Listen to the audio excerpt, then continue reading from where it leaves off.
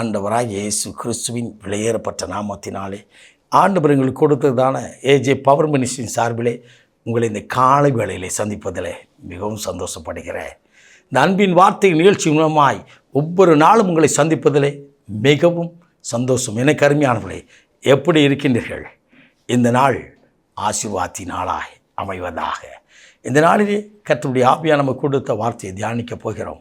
யோவான் எழுதிய 3வது நிருபம் 1 அதிகாரம் 2வது இறைவார்த்தை. பிரியமானவனே, நீ எல்லாவற்றிலும் உன் ஆத்துமா வாழ்வது போல் எல்லாவற்றிலும் வாழ்ந்து சுகமாயிரு. ஏதோ ஒரு காரியத்தில் என் வாழ்க்கையில் மனமுடிந்து நிற்கிறேன் என்று சொல்லி பாரத்தோடு இருக்கிறீர்களோ, உங்களை பார்த்து தான் ஆவியானவர் சொல்கிறார், சுகமாயிரு. உன் ஆத்துமா வாழ வேண்டும். இந்த ஆத்துமாவுக்குத்தான் மறுவாழ்வு. இந்த சரீரம் இந்த பூமிக்கு போகிறது. மண்ணிலை உருவாக்கின சரீரம் இந்த மண்ணிலை கடந்து போகிறது. ஆவி தந்த ஆண்டவரிடத்தில் போகிறது. இந்த ஆத்துமா ஆயத்தப்பட்ட பரலோகத்துக்கு போகிறது. ஆண்டவராக இயேசு உங்களுக்காக எனக்காக பரலோகத்தை திறந்து இருக்கிறார். அந்த ஆண்டவரிடத்தில் கடந்து போகிறது. எனக்கு அருமையானவை, இந்த ஆத்துமா சுகத்தோடு இருந்தால் எல்லாவற்றிலும் ஆவிக்குரிய பூமிக்குரிய சரீரத்துக்குள்ள சகல சுகத்தோடும் நீங்களும் நானும் இருக்க முடியும். எனக்கு அருமையானவர்களே, நம்ம ஆத்துமாவில் தான் ஆசீர்வாதம் வேண்டும். சரீரம் பலவீனப்பட்டிருந்தால் மருத்துவமனைக்கு செல்ல முடியும்.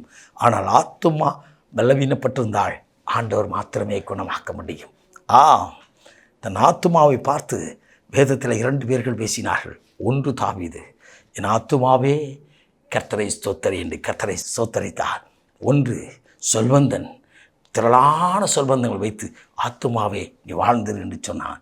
எனக்கு அருமையானவர்களே, நீங்களும் நானும் ஆண்டவருடைய சமூகத்தில் வரும்பொழுது ஆண்டவர் ஆவிக்குரிய பூமிக்குரிய சகல ஆசீர்வாதத்தையும் கொடுப்பார். அவர் எனக்காகவே பிதாவின் மடியிலிருந்து இறங்கி வந்தார்.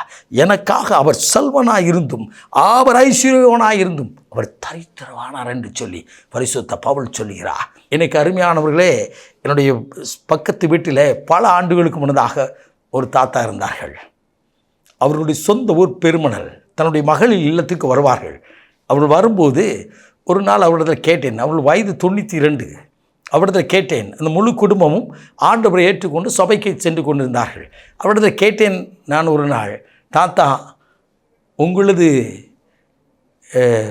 அந்த ஆயுசு நாட்கள் பெருகியிருப்பதற்கு, நீங்கள் எல்லாவற்றிலும் சுகமாக இருப்பதற்கு காரணம் என்னவென்று கேட்டேன். அவர் ஒரு வைத்தியர். மருந்துகள்லாம் கொடுப்பாங்க. சின்ன சின்ன காரியங்களுக்கு மருந்துகள் கொடுப்பாங்க. நல்ல ஒரு அருமையான தாத்தா. அவர் பேர் செல்லையா. அந்த தாத்தாவிடத்தில் கேட்டேன், உங்களுடைய இளமையின் ரகசியம் என்ன என்று கேட்டேன். அவர் இப்போ விதமாக சொன்னார், நான் சுகமாக இருப்பதற்கு காரணம் என்ன தெரியுமா? அதிகாலையில் ஒவ்வொரு நாளும் ஆண்டவர் சமூகத்தில் நான் ஜெபிப்பேன். நான் ஒரு கடலுக்கு சென்ற ஒரு மீனவன். ஆனால் நான் பின்பதான் நாளிலே நான் தொழிலெல்லாம் விட்டு நான் இருந்தபோது இந்த வைத்தியங்களை செய்து கொண்டிருந்தேன். வைத்தியம் செய்வது மாத்திரமல்ல, ஒவ்வொரு நாளும் நான் ஆண்டவர் சமூகத்தில் எனக்கு தெரிந்தது போல் நான் ஜெபிப்பேன். ஒரு நாளும் ஜெபிக்காத நாட்கள் இல்லை என்று சொன்னார்கள். அதுதான் என்னை வாழ வைத்திருக்கிறது. 92 வயதாகும் நான் நடமாடி வருகிறேன் என்று சொல்லி சிரித்து கொண்டே சொன்னார்கள். பல நாட்களிலிருந்து 96வது வயதிலே அவர்கள் ஆண்டவரிடத்தில் கடந்து போனார்கள். எனக்கு அருமையானவர்கள், என்னுடைய வாழ்க்கையிலே நம்முடைய ஆத்துமா வாழ்வோம் என்று சொன்னால் சரீரம் வாழுவோம் என்று சொன்னால் நம்முடைய ஆவியிலே ஒரு புத்துயிர் உண்டாயிருக்கும். நாம் குடும்பமாய் ஆசீர்வதிக்கப்பட ஆண்டவர் சமூகத்தில் ஜெபிப்போம். ஆண்டவரே, நான் எல்லாவற்றிலும் வாழ்ந்திருந்து சுகமாக இருக்கும். தேவ பிள்ளை என்று சொன்னால் சகலவித ஆசீர்வாதங்களும் இருக்கும். ஏனென்று சொன்னால் சிலுவையில் எல்லாவற்றையும் இயேசு செய்து முடித்து விட்டார். அந்த முடித்த ஆண்டவர், எல்லாம் முடிந்தது என்று ஆண்டவர் சொன்னாரே, அந்த ஆண்டவர் நமக்கு ஆசீர்வாதத்தை கொடுக்க அவர் ஆயத்தமாக இருக்கிறார். நாம் ஜெபிப்போமா? மகா பரிசுத்தமுள்ள தகப்பனே, இன்றைக்கும் இந்த வார்த்தையை, இந்த செய்தியை கேட்டுக்கொண்ட ஒவ்வொருடைய குடும்பத்திலும் தகப்பனை இருக்கிற குறைகளெல்லாம் மாறட்டும். தகப்பனே, உம்மை நோக்கி பார்த்து ஆசீர்வாதத்தை பெற்றுக்கொள்ளட்டும். இந்த வார்த்தையின் மூலம் தகப்பனை இழந்த ஆசீர்வாதங்கள் எல்லாவற்றையும் திரும்ப கொடுத்து அவள் வாழ்ந்து சுகித்திருக்க கிருபைதாரும். எல்லா மகிமையும் உமக்கு செலுத்துகிறோம். இயேசு கிறிஸ்துவின் விலையேறப்பட்ட நாமத்தில் ஜெபிக்கிறோம். ஜீவனுள்ள நல்ல பிதாவே, ஆமென். God bless you.